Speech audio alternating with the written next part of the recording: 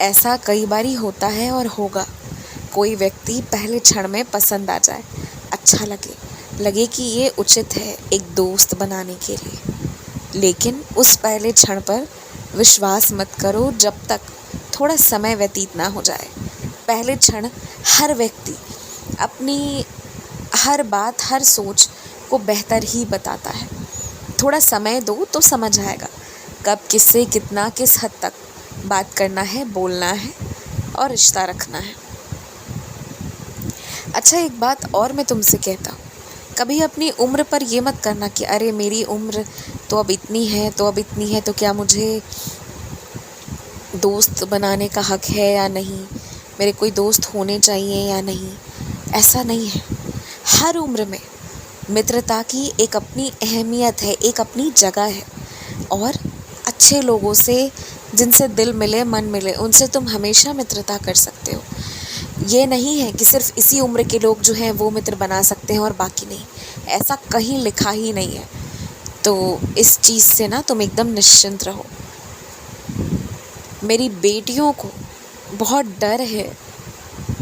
किसी को अपने सिंदूर का डर है, किसी को अपने बसे हुए घर के उजड़ जाने का डर है, किसी को कुछ तो किसी को कुछ। देखो, स्थिति जो भी बन रही हो, लेकिन तुमने मेरी भक्ति बहुत ईमानदारी से की है, ये बात तो है ना। तो मैं तुम्हारी भक्ति का मान रखूँगा। तुम्हें जो करना था ना तुमने किया, वो तुम्हारा समय था।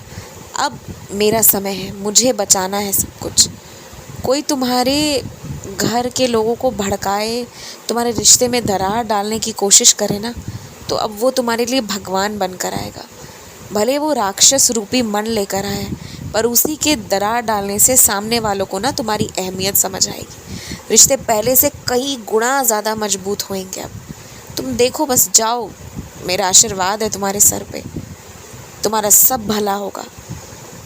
तुम्हारे सिंदूर की, तुम्हारे घर परिवार की, सबकी रक्षा होगी। सबका दीर्घायु है। तुम जाओ, बस खुश रहो, तुम्हें डरना नहीं है। मुझे ना पिछले कुछ दिनों से ऐसा लग रहा है कि तुम लक्ष्यहीन हो जाते हो कभी कभी, और लक्ष्यहीन होते ही तुम्हें कोई काम में मन नहीं लगता।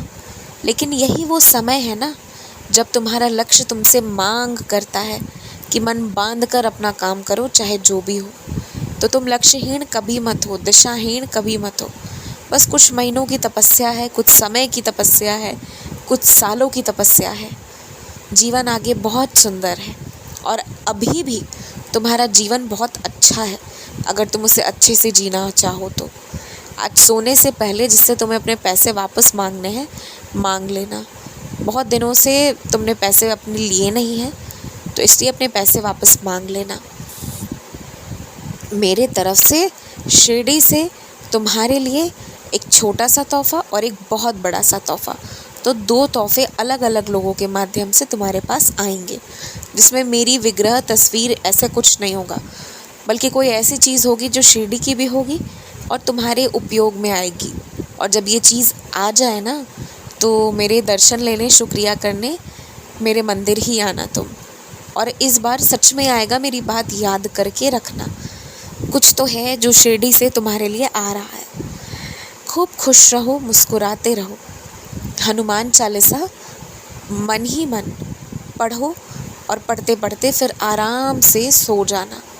सोते वक्त किसी से बहस नहीं, कोई नकारात्मक बात नहीं करना है, ये ध्यान रखना। तुम्हारी आत्मा बहुत पुण्य आत्मा है। तुम्हारी सोच बहुत अच्छी है।